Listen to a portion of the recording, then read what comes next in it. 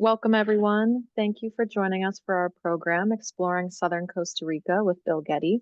My name is Susan Eastland, and I'm on the programming team at Cary Library. Before we begin, I'd like to thank the Cary Library Foundation. Their support enables us to bring programs like today's event to you. This program will be recorded and posted to the library's YouTube channel. If you have any questions for Bill, please enter them into the Q&A or the chat, and I will be keeping an eye on it for him. And now I'd like to introduce our guest. Bill Gette is the former sanctuary director at the Joppa Flats Education Center in Newburyport, Massachusetts.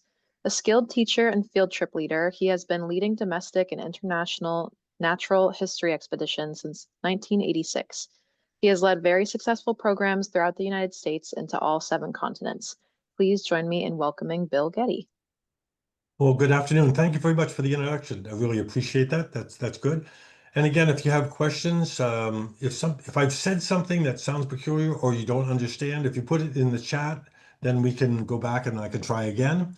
If you have questions, we'll certainly take them at the end. If you have questions about going to Costa Rica or places like Costa Rica, whether it be Belize, Costa Rica, Panama, I'd be happy to talk about those. If some of you have been to Costa Rica, then maybe at the end we could take a few minutes and talk something about some of your adventures there.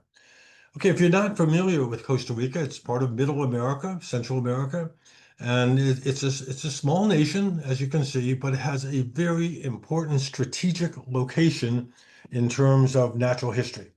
Because not only do they have a tremendous varied habitats, I'll show you that as we go through the presentation, but it's also right in the middle of a very important migration route from North American songbirds, mainly songbirds, but also birds of prey that are moving out of North America and over winter, either in Central America or in South America.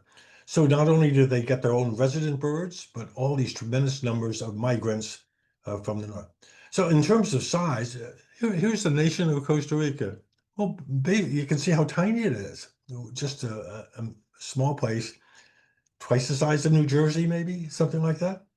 Okay. And in our itinerary that we'll be going through today is we're going to be starting up in Villa San Ignacio. That's it's in Alajuela, which is just outside the capital city of San Jose.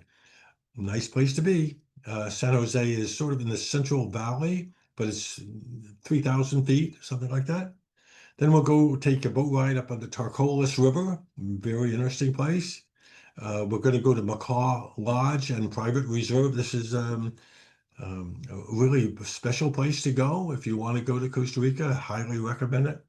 Then we'll go down to the southern coast of the country, down to Esquinas Rainforest Lodge. So that's sort of the first half of the presentation.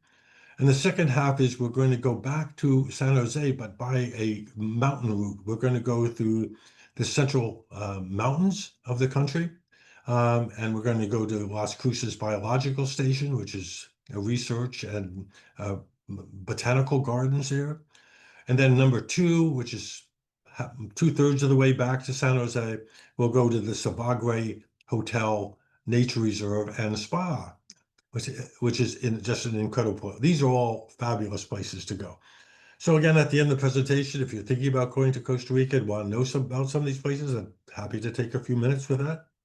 Well, just so you're going to be seeing all these characters as we go through the presentation, but the faces of Costa Rica along the Pacific lowlands. Okay, here are some of the really important parts of the topography. Notice on the map on the southern bottom right-hand corner is Panama. Upper part is Nicaragua. But notice Costa Rica, notice the white or grayish, those are the central mountains. So you have a country that's basically split in half by mountain ranges. And on the upper side, you have the Caribbean slope, and on the left-hand side, the Pacific slope. And they are very, very different habitats based on rainfall. I'll show you that in a moment. And also, there's a very different, tremendous biodiversity. So again, here's this tiny little country split in half with 2 basic, very significantly different life zones. And number 1 on the map there, that is that Central Valley where that hotel that I really encourage people to stay at. if they're going to Costa Rica. Then we'll be going down to the Macaw Lodge, which is, really quite low along the Pacific, and then down to Esquinas Lodge, which is basically 50 feet above sea level. Interesting portion. Okay, in terms of a key factor in Belize is rainfall. Okay, the Caribbean Sea, as you can see, is in the upper right-hand corner of my graph. But notice those intense blue areas. Notice in those areas, the average rainfall can be as much as 236 inches of rain. So it basically rains every single day. Not a big deal. It usually rains for 15, 20 minutes and then stops, and maybe a little later on it rains some more, but just incredible amounts of rainfall. If you look in the upper left-hand corner of the map, you notice they only get between 39 and 59 inches of rain. So right here where you have tropical lowland rainforest on the right-hand side, the Caribbean slope, you have savannas and grasslands and really hot and dry areas on the other side. So this is a nice place to stay. This is a hotel that we stay at. This is one of the ones I recommend in the Central Valley. So we're at 3,123 feet. The original settlers were really smart. I mean, they moved up to these higher elevations so that there's not as much heat, and also to try to avoid malaria. But you get a lot of these lodges right in San Jose and Alajuela, right around the capital city, lots of good ones. But most of these places will have bird feeders. As a matter of fact, I would not recommend you going to a hotel that didn't have a bird feeder. Okay, and this is beautiful wren. This is Rufous naped wren. If you're familiar with our Carolina wren, it's not twice as big, but it's certainly half again as large.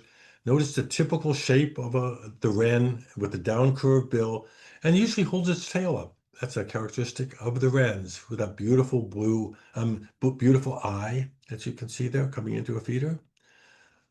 This is a tanager. Now, we have a couple tanagers in the eastern part of the United States. We have a scarlet tanager, and occasionally we have summer tanager. But in the tropics, New World tropics, there are just dozens and dozens of them. And this is one of the really beautiful ones. This is blue-gray tanager. It's coming in to eat berries and eating banana and watermelon coming into these feeders. Now, if you're familiar with the size of our scarlet tanager, this is slightly smaller than that. A lot of the tanagers in the New World tropics are relatively small. Beautiful bird. Okay, this is clay-colored thrush. Okay, we get this bird in southernmost Texas. It's in the same genus as our American robin. So it looks like it in its shape and everything. Its behavioral characteristics are very similar to our American robin. And this is another bird that's coming into these feeding stations. Same size as our American robin. So you would have no difficulty. Now, our American robin is in fact a thrush. And so this used to be called clay-colored robin. Okay. I love butterflies. I do programs on butterflies. It's spectacular. This is a apricot sulfur, a little bit bigger than our sulfurs, the clouded sulfur that we have, or orange sulfur that we have here in North America, but really beautiful. Okay. A very common, I've seen this butterfly throughout the New World tropics, also in Trinidad, places of that nature, but banded peacock. So if you're familiar with red admiral butterfly, about the same size as that one. Okay. And I think this is wicked cool. Okay, this is a golden spider. So notice its web is made, the strands of spider web are gold in color. It's really, really beautiful. And by the way, the size of the spider, if you measured from the end of the hind legs to the end of the forelegs, is about 4.5 inches. So we're talking about a big spider. Okay, so if you're doing a trip with a tour or something you're going, I always recommend that you go down at least one day early before the trip starts so you have time to acclimate to the area. And so many of these really good hotels. Another hotel is the Hotel Bougainvillea, also in Alajuela. They have incredibly beautiful grounds with flowers that attract all kinds of birds, and you can profitably spend a couple days just on the grounds of the hotel. Okay, then from the Central Valley, we drove about 3.5 hours to the Tárcoles River. Now, this is the Tárcoles River drains the Central Valley. So waters that would fall in around San Jose and Alajuela and Heredia end up here in the Gulf of Nicoya through the Tárcoles River. So this is what it looks like, and it's always to me a thrill to get out on a boat in these in the tropics, because you can see all kinds of things that are sometimes difficult to see walking through the woodlands, the Tárcoles River. This is American crocodile. This was about 15 feet long. We're talking about a big one. Okay, you do not mess with these. Okay, and if you want to see the business end of it, this is what it looks like. So they are the top predators of this area. So any animal that gets in there, well, turtles and fishes, but if a deer tries to swim across the Tárcoles River, it would be fair game for this amazing reptile. Okay. Okay, ospreys. I live up in Newburyport, and ospreys are a common nesting bird now. That we almost lost them back in the 1960s from DDT, but they've made a tremendous comeback and used to be called fishhawk, but this is osprey. And it actually hovers over the water and then dives down, catching the fish with their talons. And you can see how those C-shaped talons are, well, the fish doesn't stand a chance. This is a bird that leaves our area they're leaving now, and they overwinter in Texas Gulf Coast down through Middle America, and some of them into South America. Size of a red-tailed hawk or slightly bigger. And then during the wintertime, I usually take my trips down there in January, February. That's a really nice time to do it. December also works. We'll have a lot of these shorebirds that have been migrated from their breeding grounds in central Canada and northern Canada, are migrating into Middle America and to South America. And so you'll see these birds. This is semi-palmated plover or plover. The size of the body is, well, 1.5 times that of a tufted titmouse, say. Okay? And it gets the name semi-palmated. So if you look at your hand, between your fingers, there's a tiny little web there. Okay. Well, these birds, the semi-palmated plover, semi-palmated sandpiper, also have this partial tiny little web that sort of gives it a partial palm, and that's where that name comes from. And they hunt by sight. And that little bill, they're picking up marine and aquatic organisms from the mud and in the water. This is black-necked stilt. These nest in our prairie states and into the prairie like Saskatchewan and Manitoba, Alberta, in Canada. And they overwinter in southern Texas, southern New Mexico, all the way through the New World tropics. This is a bird that makes its living by walking out into relatively deep water. Just spectacular birds. Think of those legs. Yeah. A snowy egret. This is a common bird now in the eastern part of North America. It used to be restricted to the easternmost part of the United States, but now they're breeding in Massachusetts, Maine, New Hampshire. Made a major range expansion.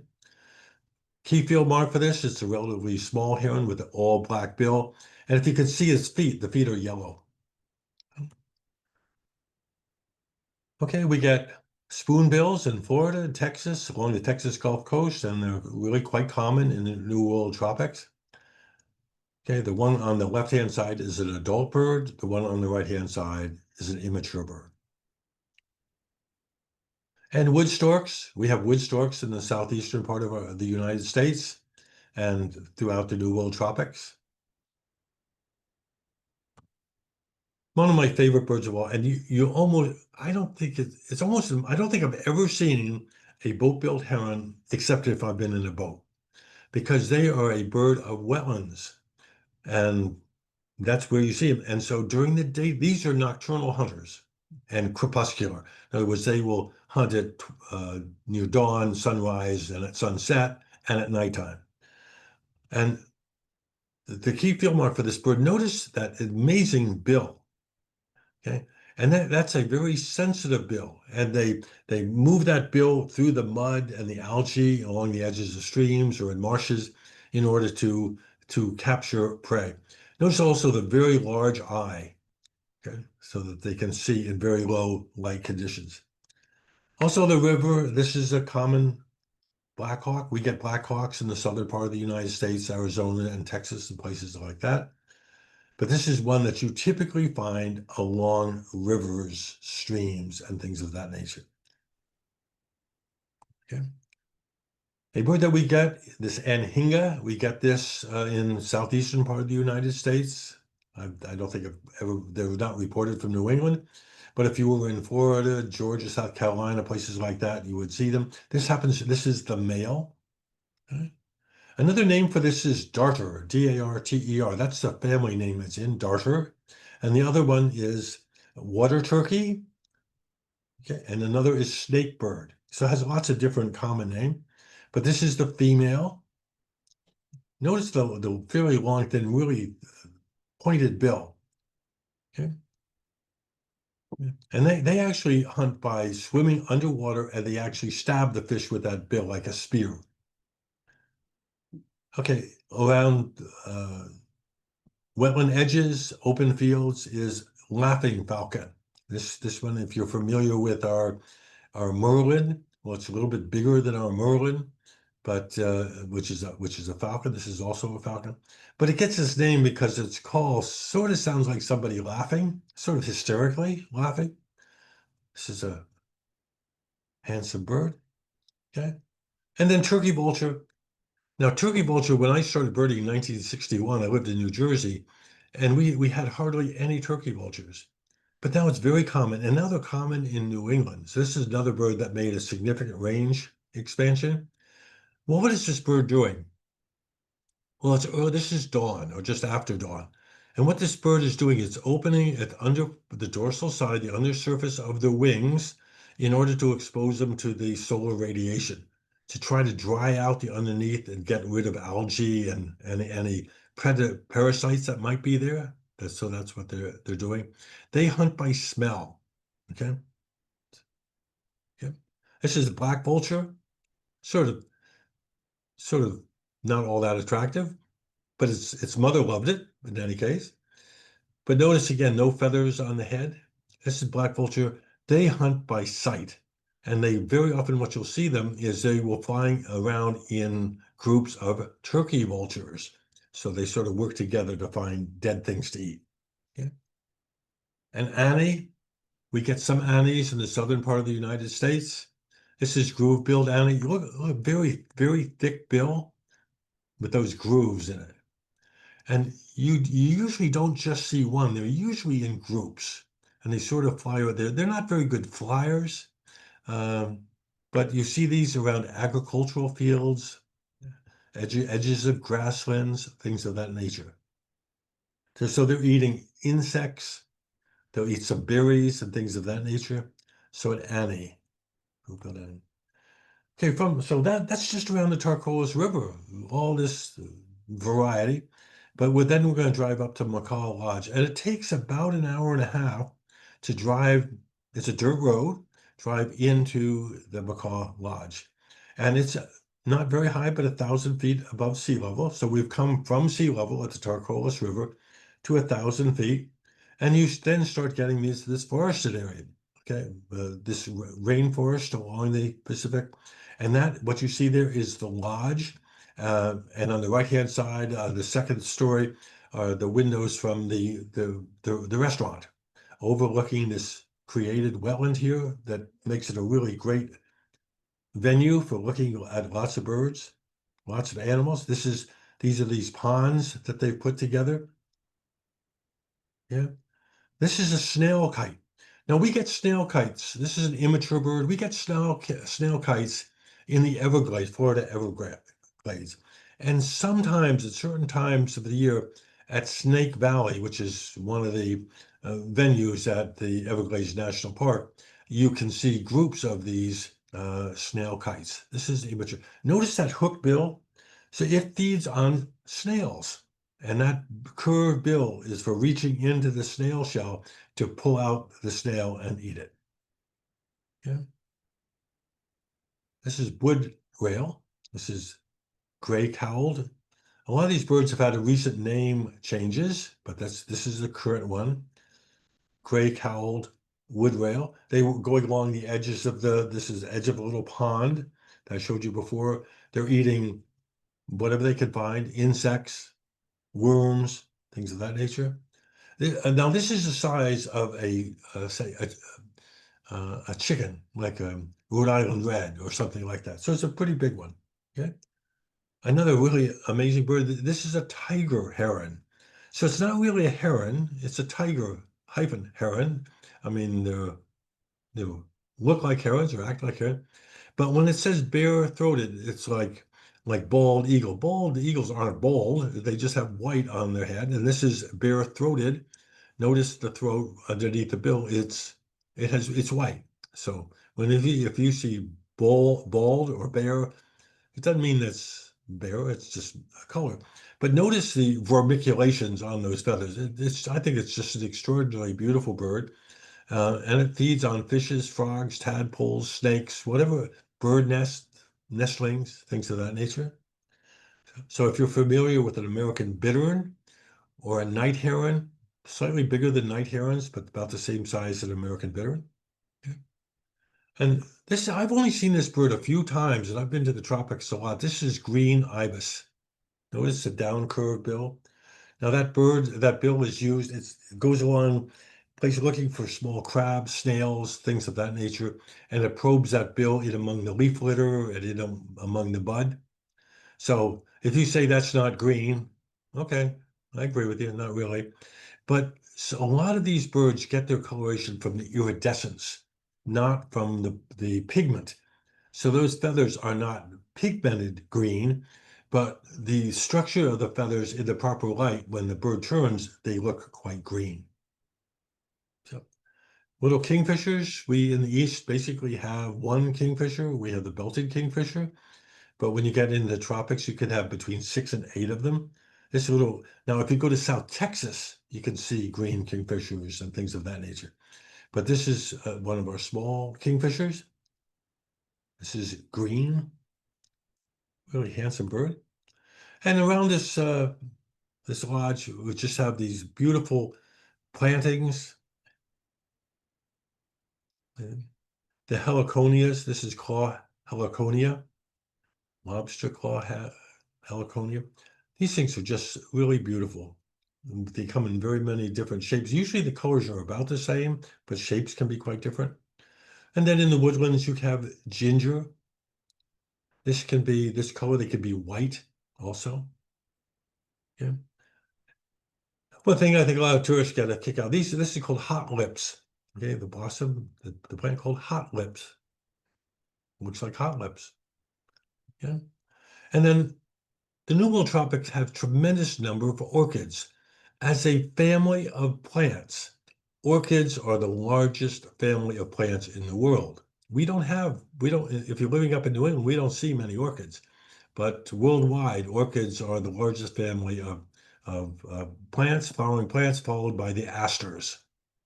But this is actually a plant that's a native to the southeastern part of Asia. Okay, but they profit from the habitats in Costa Rica, Panama, and so forth. Belize. If you like chocolate, you like cacao. These are the pods. The ones in the right image, those really dark red ones. These are the ripe ones. Okay. So Macaw Lodge, they make their own chocolate. It is really very good. Okay. And then strangler fig, we don't really have anything. Well, in the southernmost part of Florida, we get some strangler figs, but basically the white or light gray plant is the strangler fig, and it's growing up on a palm tree. So as the strangler figs actually start in the crown of the palm tree or any tree, um, the seeds of the strangler fig are really sticky. So if a bird, tanager, or comes along and eats it, they try to get rid of the seeds. In order to get it off the bill, they very often have to rub it against the branch of the tree, and they stick. The seeds then germinate, and they actually send tendrils down to the ground. They root in the ground and start then climbing back up. And as they say, stranglerfig, you can see, has its webs all around the tree, and eventually it strangles the tree, more because as the stranglerfig grows up into the crown of the host tree, it just shades out the host tree so it can't get any of the sunlight it needs. Okay, hummingbirds, this is a Jacobin. That's one thing about bird names. There's so many bird names. This is a hummingbird, but it's not called hummingbird. It's called a Jacobin. Okay, or you can have a sicklebill, or an emerald, or a mountain gem, but they're all butterfly. On the side, they're all hummingbirds. But you can see white-necked Jacobin is a pretty good name for this bird. Beautiful iridescence. Okay. Other birds I encountered just walking along the ground. This is a chachalaca. We get chachalacas in southern Texas, and they get their name because their name is chachalac, chachalac, chachalac. And in the dawn, usually pre-dawn, these birds live in small family groups, and so they'll start singing as a chorus in the early spring, chachalac, chachalac, chachalac, and that group sings for a while, and then another group, maybe further away in the forest or on the other side of the forest, will start singing. So you have these amazing songs of the chachalacas. So if you have an opportunity to go to places like this, early morning is a fabulous time to be out. Okay, that's a close-up. Okay. Then hummingbirds. This is introduced this on the very first slide, but this is rufous-tailed hummingbird. That's that size. And then a social flycatcher. Notice it's a tiny, relatively small little bill. It gets its name social flycatcher because you very often see them around buildings. I mean, very often if you have a lodge, you'll have maybe a couple pairs of these right around, and they seem not to be disturbed by people at all. And they do, just as this bird is, it sits up on a stick or a branch or something like that and watches for insects, flies out, catches the insect, and comes back to the perch very often, maybe doing that 4 or 5 times before it might move to a different place. Social flycatcher. Another flycatcher, this is much bigger, at least half again as big as the social flycatcher. This is Great Kiskadee. We get these in southernmost Arizona, in Texas, and it gets its name. This is a name sayer. So it's called as Kiskadee, Kiskadee, D, Kiskadee. And another flycatcher, lots of flycatchers. And one of the most common birds at all throughout the tropics is this one, tropical kingbird, which we get in the southernmost part of Arizona. Notice the tail, or it has a notched tail. It's a really good field mark. So many of these flycatchers sit up on a perch like this, an old stump. They watch for birds, bees, beetles, moths, whatever flying by. They fly out, catch it, and typically come back. So if you see one of these, it's very often you can get a pretty good photograph because they will actually sit and hunt from a perch. Squirrel cuckoo.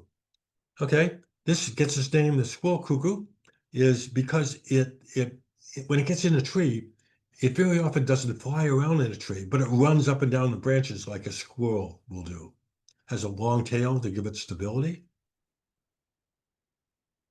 And Macaw Lodge, well, one of their really important things is they have scarlet macaws. Now, scarlet macaws in Costa Rica and many other places was very endangered because people would shoot them for the feathers or keep them for caged birds or sell them, whatever. But the strong conservation efforts, scarlet macaws have made a really significant comeback, and they are well protected. Yeah. Crested guan. Think of a turkey sitting up in a tree. So handsome. I think the coloration on that bird is really nice. Crested guan. And if you're familiar with our red-tailed hawk that we see along the highways, I mean, this is the counterpart. They have red-tailed hawks in Costa Rica, but the one that you see much more commonly is this roadside hawk. It gets its name because if you're driving along a country lane or along the highway, you very often see them sitting on the edge where they're hunting for small birds, rodents, snakes, things of that. Lizards, lots of lizards down there that they'll be hunting. And this is like photograph. This is broad-winged hawk. This is the hawk that we get up in New England. They nest up in northern New England, up into Canada. But during our winter, 100% of them leave North America. Every one of them leaves. And some small numbers overwinter in Middle America, like Costa Rica, but the vast majority of them go all the way to South America. So if you ever see someone reporting a broad-winged hawk in January up here, I'd be skeptical of it. Okay, then from there we drove down along the coastal highway down to Esquinas Rainforest Lodge. Okay, and in transit we saw things like this southern lapwing, sort of the same habitat usage as our killdeer. Okay. And you'll very often come across these iguanas, who sometimes way up in trees, sometimes on the ground. This is a spiny-tailed iguana. So this animal is about 4.5 feet long.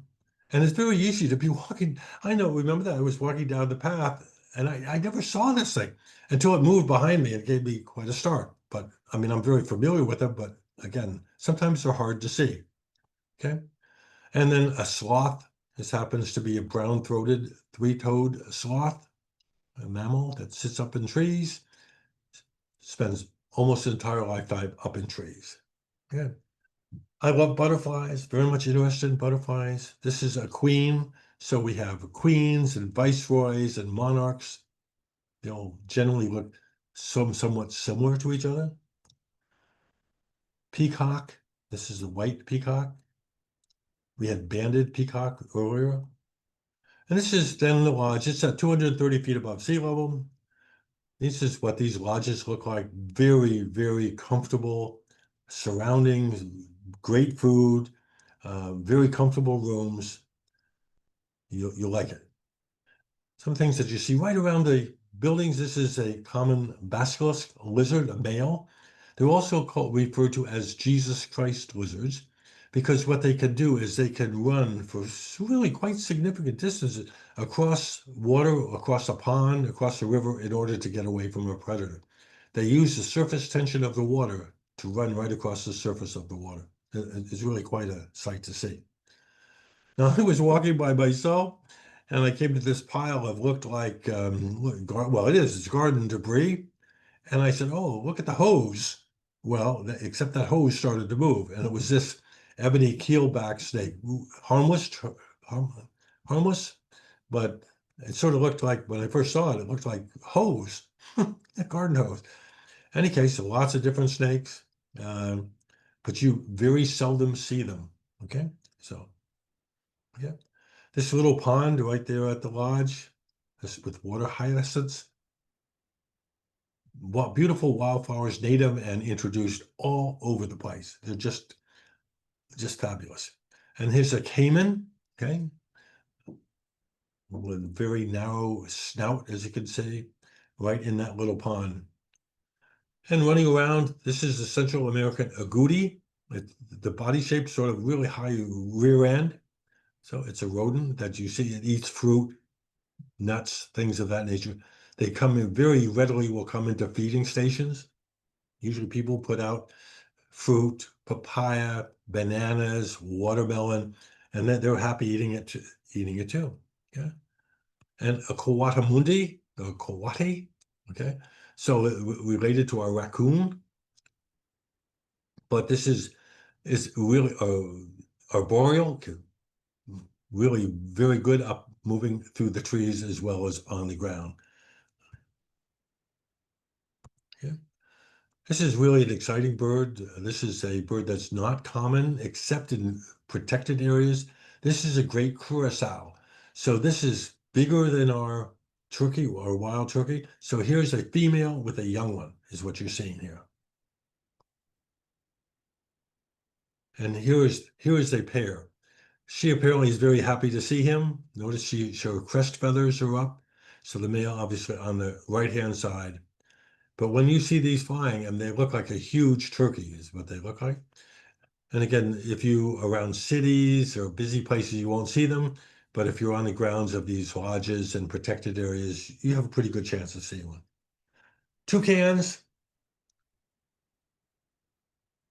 and they get many, many different types of tanagers. Okay, this is the female scarlet-rumped tanager, and there's the male. So talk about sexual dimorphism in plumage. Look at that bill of his, that blue-gray bill. Yeah. Then if you look underneath, these happens to be palmetto. If you look underneath, very often you'll find these tent-making bats that are spending the daytime hiding from possible predators. Okay. And just around the area, this is very typical of this area. It's lowland, they get a lot of rain here. But again, usually if you're in the tropics, it rains for 15 minutes and then it's beautiful again. Okay, so cattle egret, western cattle egret. This is a bird that was non-existent in the Western Hemisphere until about the 1950s, when somehow some of them made it across the Southern Atlantic Ocean from Africa. And now we have them, they breed now in Massachusetts and New Hampshire, places like that. But this one is high breeding readiness.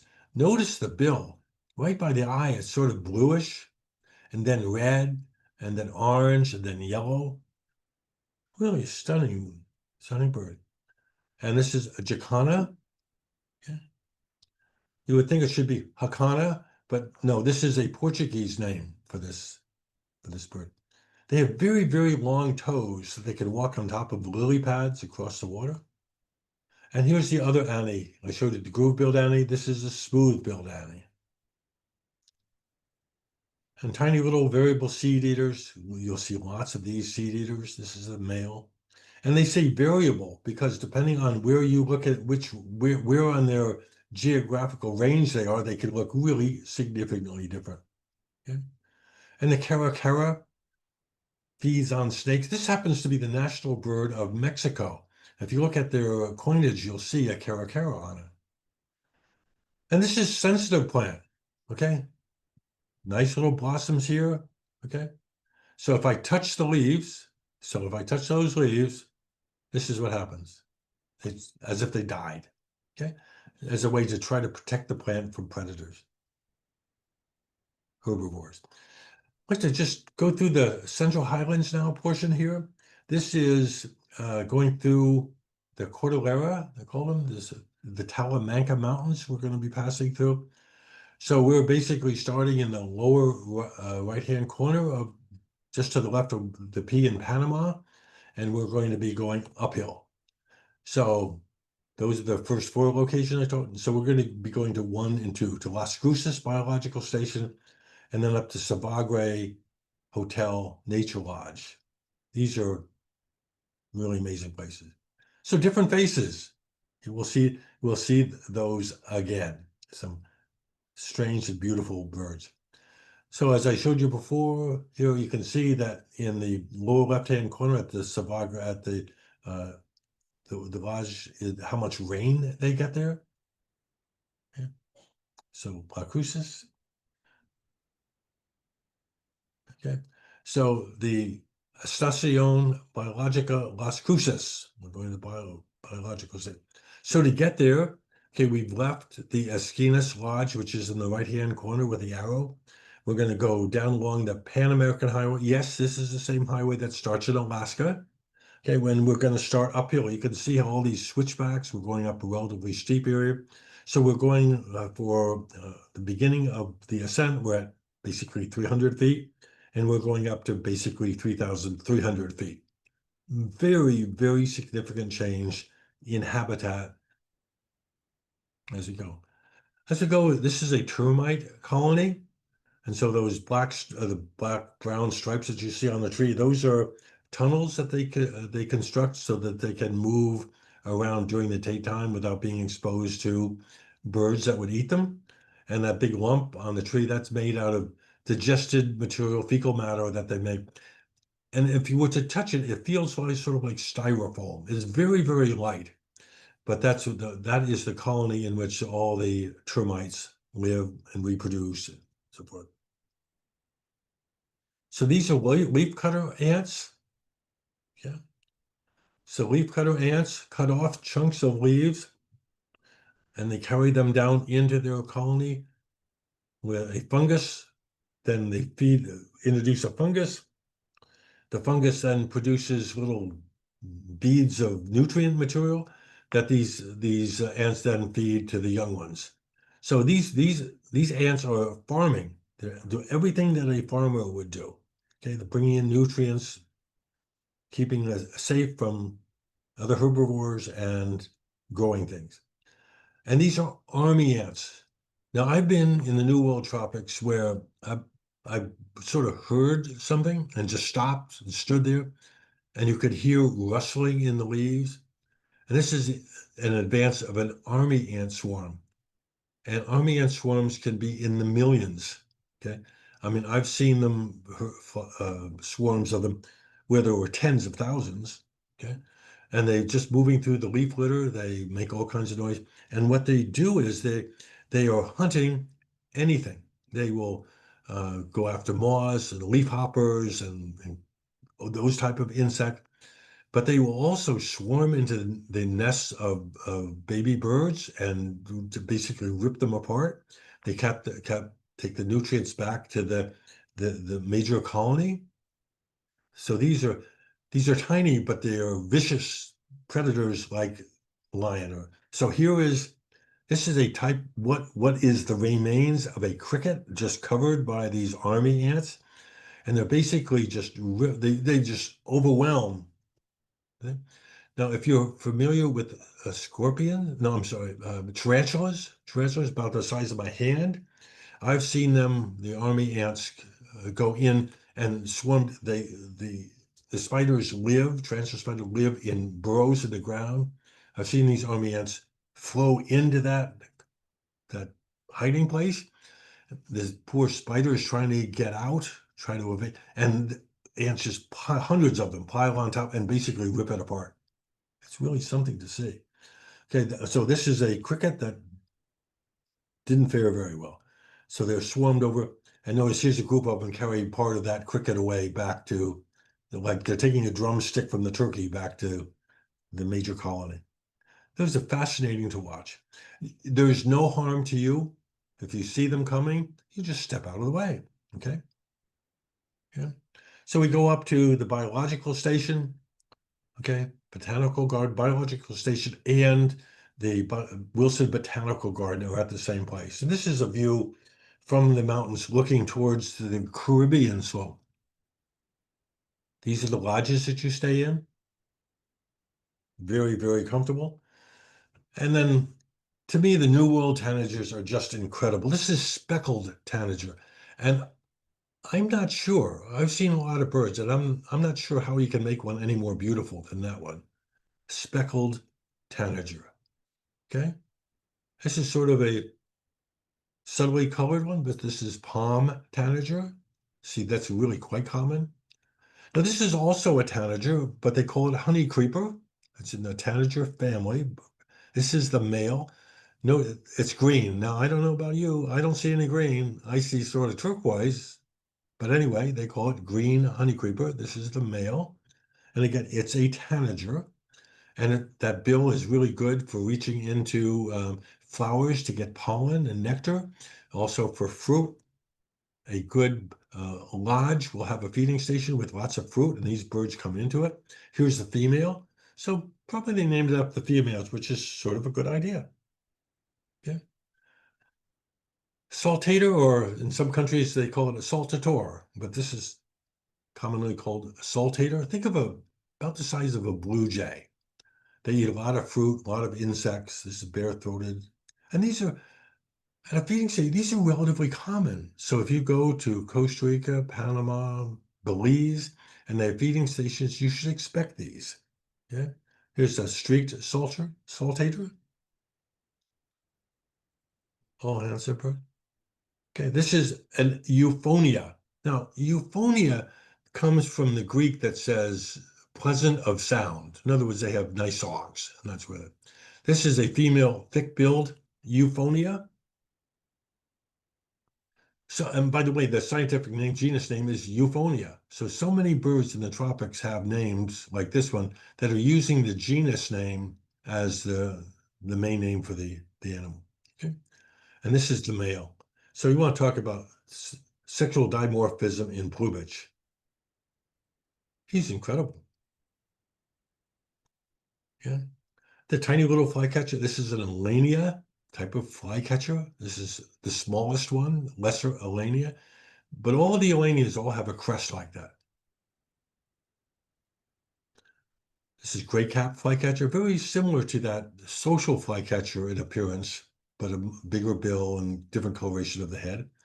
So flycatchers are a big deal. This is another one of those amazing tanager. This is golden hooded tanager. The black mask, the blue, the gold. It's just, he's just coming in eating banana. Now, we get summer tanagers are very common in the southeastern part of the United States in the breeding season. I've seen them in southern New Jersey quite easily, and we get them occasionally up in my area of New England, up in Massachusetts. This is a summer tanager. This is an adult male. If this were a scarlet tanager, the wings would be black. Yeah. This guy sort of looks like he has an attitude here. Okay, but anyway, so that's this is a young male. So I was photographing these in January, early February. And so this is a bird that had been hatched the prior year. So this is in, actually, I'm sorry, I need to make a correction. This is a bird I photographed in November. So this is a hatching year bird. So this is a bird that was hatched sometime in very late May, June, or early July in North America and migrated. I think for a lot of folks, these motmots are one of the, if you can only see a few birds in the New World tropics, some of the tanagers, but this motmot is, and it gets its name because some of them sing, they call it motmot, motmot, and usually they sit very still in a tree. So even though they're really quite colorful, sometimes they're very difficult to see. And very often that tail just hangs down. They sort of swing it back and forth like a pendulum. So this used to be called blue-crowned motmot, but they changed the name, changed to Lessons motmot. Okay. This is Aracari or Aracari. It depends which country you're in. Some people say Aracari, some say Aracari, but it doesn't matter. This is fiery build. The eyes are, so many of these eyes are just really, really beautiful. Okay. In the back view. Now this is a mannequin, and this mannequin sort of looks like it's falling asleep. Well, I was up in the dining area and happened to walk along the hallway, and there on the floor was this female mannequin. And what she had done, she'd flown into the window. So I picked up in my hand to keep her warm. And after a while, she started to regain consciousness, and I was able to just put her on the ground where I took this photograph. Yeah. So just along a country road. Okay. This is a caracara. This is a different caracara. This is yellow-headed caracara. Okay. And this is the adult. So this is the immature bird, and this is the adult. Really quite common. Oropendula. This is a member of the blackbird family. So it's closely related to the orioles. So orioles and blackbirds and grackles are all in the same family. And these birds make these incredible hanging nests like this, just like our Baltimore oriole makes a nest like this, but it's much, much smaller. And some of these nests from the top where it's took to the branch to the bottom is up to 4 feet long. The entrance hole is way at the very, very top, and the eggs and the young are at the very, very bottom. So the females weave these nests out of grasses. Incredible. Okay. Now, this is a bird that nests in New England and throughout a lot of eastern part of the United States. This chestnut-sided warbler, but this is an immature bird. But that's why these New World tropics are so important for those people who like our North American birds, because this is where they spend the winter. We think of these birds as being our birds. Quite to the contrary. We only borrow them for a few months during the summer. Otherwise, they spend their entire lives in the New World tropics. magnolia warbler, another one of those birds that we usually see them by the middle of May, and by the end of August, all the adults have left. We might still have some young ones around, so they're here for just a very short time. So we went over to visit a farm, and these beautiful bromeliads that you would see around this farm. This farmer had something really special he wanted to show us, and it was this. This is a common potu. Okay, this is a nocturnal hunter. Think of whippoorwills and nighthawks and owls. They hunt at nighttime. So during the daytime, they just sit around like this. They find a log, a stump, something, a branch that has their similar type coloration of their plumage, and it just sits there with their heads up in the air. You might see the bird is facing to my right, and you might be able to see the little hooked bill and the eye that's partly open. So this is common potu. This is what they look at nighttime. So this is roosting during the daytime. This is how we see them at nighttime. Okay, so they have special cells behind the retina. So just like if you go out at nighttime and see a cat's eye shining to you, or a raccoon or possum, okay, they have what's called a tapetum lucidum. Tapetum lucidum translates into shining cloak, C-L-O-A-K. So they have a layer of cells behind the retina. So as the light comes into the eye, goes through the pupil, it hits the retina, passes beyond the retina, hits the tapetum lucidum, think of it as a mirror, and that mirror then reflects the light back through the retina again, so they're seeing the light twice. And that's what helps them see. And then what you're seeing in the bright, shiny eye is the reflection of that mirror, that tapetum lucidum. Okay? Amazing place. This is pelican flower. Okay, from the top in the left-hand image, from the top of the blossom to the end of the veil, that tail that goes down was 4 feet. We're talking about huge. They stink. They have a terrible smell because they're trying to attack carrion insects, beetles and carrion flies as their pollinator. So some plants try to smell beautiful to attract pollinators. This one is trying to smell bad. Okay. So we're then going to leave them. We're going to go up right along the crest of the central mountain chain, the Talamanca Mountains, and we're going to stop at 10,800 feet. Now, one of the coldest places I've ever been, fortunate to travel to a lot of places, was in Costa Rica, because I had a short sleeve shirt on, and we're at 10,800 feet where we're in fog. And the temperatures up here, even on a hot day, can only be in the high 40s. And when you're wet and there's a strong wind blowing, you can feel really cold. But we wanted to stop at these communication towers because this is the highest point we could get to. And this is what it looks like. Does it look misty to you? Yes, because we're in the middle of a cloud. We're in the cloud forest here. Then the clouds dissipate a little bit. And this is wild bamboo. This is native bamboo. Most of the bamboo in Central America is not native. It's all introduced from Southeast Asia. But this is a native stuff. And this is a St. John's wort. We have lots of St. John's wort here in eastern New England. This is one that's unique to Costa Rica. Yeah. And it gets its name St. John's wort because in Europe, in England, it comes to blossom around St. John's Day. That's where that name comes from. You can see the stamens, the male reproductive part of the flower. Okay. This is the bird we were hoping to see. This is Volcano Junco. And if you look at it, you say, wow, it looks sort of like our junco that we have here in New England. But notice the plumage is really, really quite dark, and it has that amazing eye. Not common. And as global warming continues to occur, it's going to get worse, unfortunately.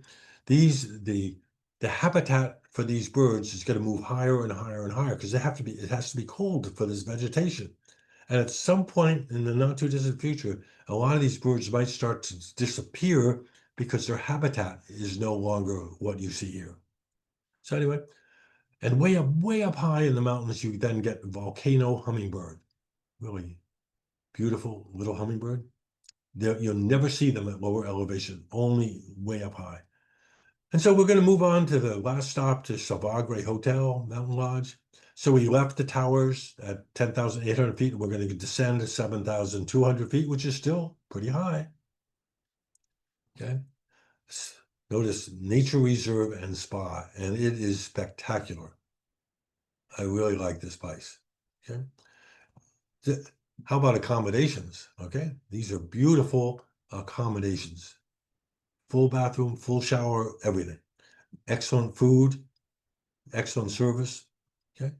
Then you just angel's trumpet, just some of the flowers that they have in the garden. Canna lily. Just all these beautiful flowers. So we get to hike up on the hillside. We're looking across. We're now in Costa Rica, but these are apple trees. So they can grow apple trees at this high elevation. And the Sabagre River, for which the hotel gets its name, just passes right next to the lodge.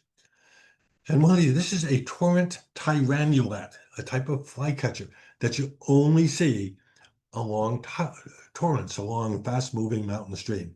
This bird is only the size of a chickadee. Okay? And then they have all these hummingbird feeders. So many of these lodges have these hummingbird feeders. This is a violet ear. Again, this is a hummingbird, but it's called a violet ear. I think it's a pretty good name for it. Okay. This is a white-throated mountain gem. This is the male. And there's the female white-throated mountain gem. Notice those long, very, very thin primary feathers, wing feathers. Yeah.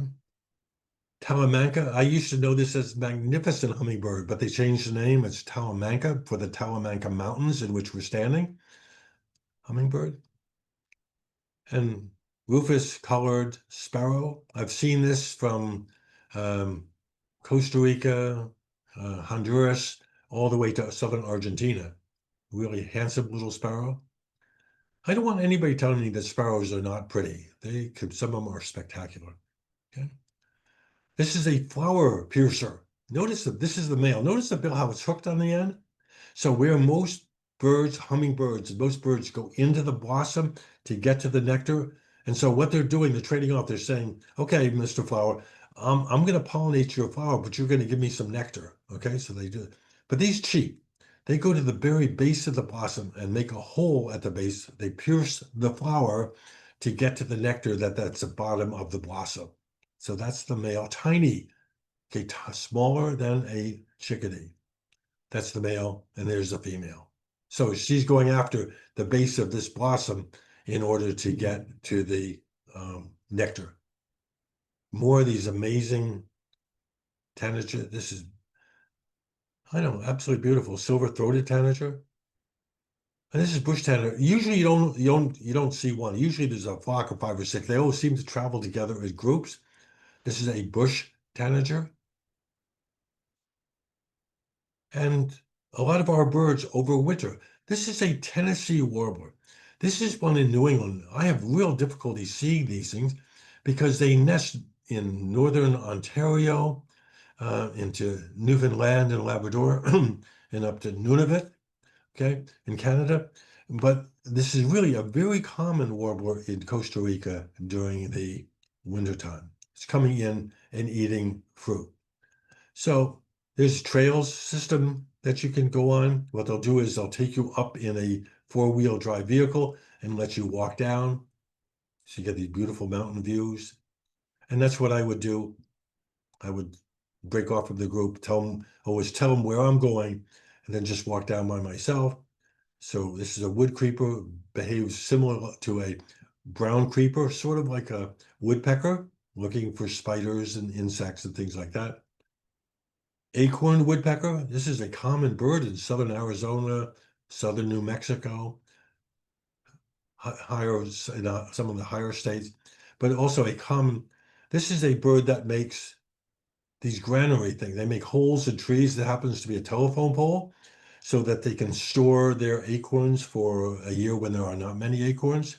So they're making these holes and then they put the acorns in it as a storage place. Anybody that says birds, again, if anybody calls you a bird brain, say thank you very much. These birds are amazingly smart. And a key is this resplendent quetzal. And I'll finish my talk with this quetzal. This is in the Trogon family. This is just the most amazing one. These are typically only in the highlands, and they move up and down the mountains in consort with the fruiting of the wild avocados.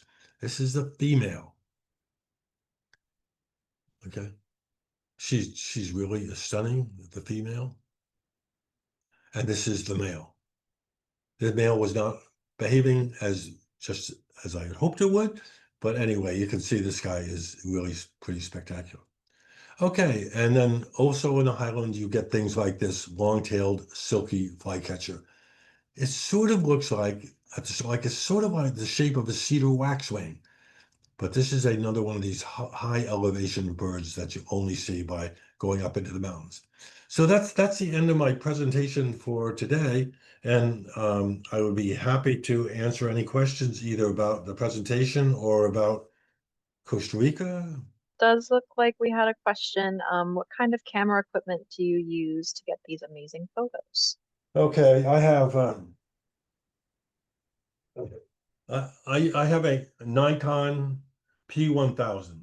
Okay, there's also a Nikon P700, I think now. Now, for a lot of people, this is heavy, but this camera lets me. This is a 24 mm to 3000. So I could either use this for taking close-ups of wildflowers, or I can take photographs of birds and other wildlife that's really quite far away. I found it to be you could use it in autofocus, or you could manually focus, which I always do for things that are close. But it's a very effective camera. How many days would you recommend for a trip? And are guides available at each of the lodges that you mentioned? Very good question. Okay, now I led 10 or 12 natural history trips to Costa Rica for the Massachusetts Audubon Society. I don't do that anymore. But after doing all the organizations and leading trips and everything, I decided I wanted to go back to Costa because I never had a chance to take photographs. Well, if you're a good field trip leader, you should not be taking photographs. You should be helping people see things. So in all the previous trips, I never took photographs. So I decided I really wanted to go back and go at my own pace. So I went with Road Scholars. Now I've done 2 trips with them, one to southern Costa Rica, one to northern Costa Rica, and they do a fabulous job. Okay, in terms of lodging, their guides, everything about it. You can feel perfectly safe with them. So I think the last trip was 8 days, something like that, maybe 9 days with the travel time. So if you're going to, and the beautiful thing about going to a place like Costa Rica or Panama, don't rush it. I mean, there's so much to see in each place that it would be a shame to move too quickly. But if you go with an organization like Road Scholar, again, they do an excellent job. Um, and you do actually have free time. As you see a lot of these photographs, I mean, I'd get up early, I'd go for a walk, or if lunchtime, I'd eat as fast as I could and I'd go for a walk, just so. And there is the free time built into their schedule so that you can wander around and see things. So I would highly recommend them.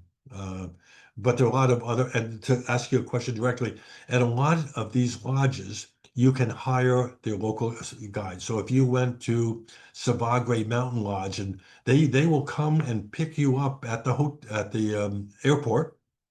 You make all these arrangements, so pick you up. They'll take you there, and then they will have guides available, but you just make sure you make your arrangements ahead of time, and they will help you then get to a different place if you wanted to go on your own rather than with a group. But these group trips to Road Scholar, I have nothing but good things to say about them. You might want to try that because you don't have to think about anything other than getting up in time and going to bed on time. That's it. Then someone else asked, any observations you can share about choosing a lodge with the best ecological practices? Well, a lot of these, the Macaw Lodge, a lot of them do. That is a really good one. One of the ones I showed you right at the very beginning. Let me just go back. They are very conscious of that and make real. The Macaw Lodge is one that they recycle. They use they produce their own chocolate, they produce their own coffee, they have good farming techniques. You might want to look around, but that's certainly one of them that I think would do well. And of course, they're very jealous of protecting the habitats around their lodges because that's what attracts people.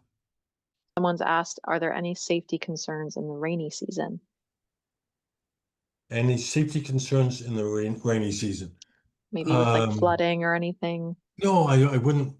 No, no, no. Remember, all these lodges absolutely depend on people coming back from these trips and saying nice things.